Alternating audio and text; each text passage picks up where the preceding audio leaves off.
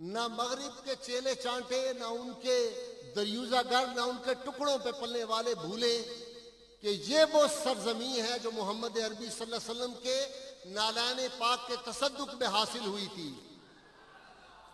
اس لیے یہاں حضور رحمت عالمین صلی اللہ علیہ وسلم کی شان پاک کے تحفظ کے لیے جو قانون بنا ہے، اس کی طرف جب کوئی نظر اٹھا کے دیکھے گا، ہر گلی سے خالد بن ولید کے غلام پیدا ہوں گے۔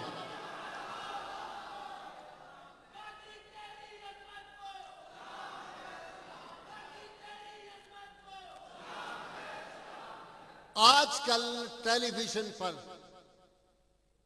اور مختلف چینلز پر نام نہاد دانشور بحثیں کرتے ہیں۔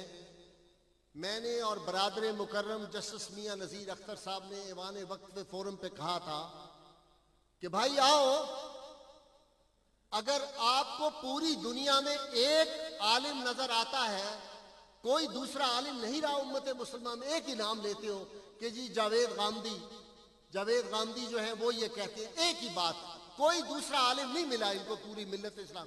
میں نے کہا اگر ایسی بات ہے تو یہ اشرف جلالی سے آئے اور آ کے مناظرہ کرے، بات صاف ہو جائے گی۔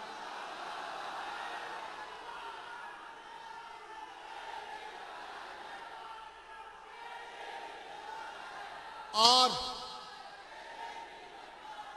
میں پوری ذمہ داری سے آپ سے عرض کرتا ہوں، جاوید غامدی صاحب کے قریب ترین دوست نے، وہ تو بھاگ گیا، یہاں سے دفع ہو گیا، میں نے لطیفے کے طور پہ آپ کو سنا دوں۔ ایک ہمارے دوست بڑے سادہ سے وکیل ہیں، مجھے کہنے لگے یہ روز ٹیلی ویژن پہ وہ جو جاوید غامدی صاحب کے حوالے سے بات، وہ جاوید غامدی کہتا ہے کہ نس کیا ہوتی ہے، نس سے ثابت کریں۔ آپ کو تو پتہ ہے نا نس کا علماء کرام ہے، اس لیے میں اس کی تفصیل میں نہیں جانا چاہتا۔ تو میں نے کہا یار بس نس کو اتنا ہی سمجھو کہ یہ نس کے ملائیشیا چلا گیا ہے، پاکستان کی سرزمین میں نہیں رہا۔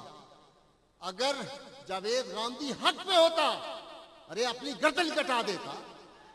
جو لوگ حق پہ ہوتے ہیں ان کو یہ ڈر ہوتا ہے کہ ملائیشیا کی سرزمین پہ بھاگ جائیں۔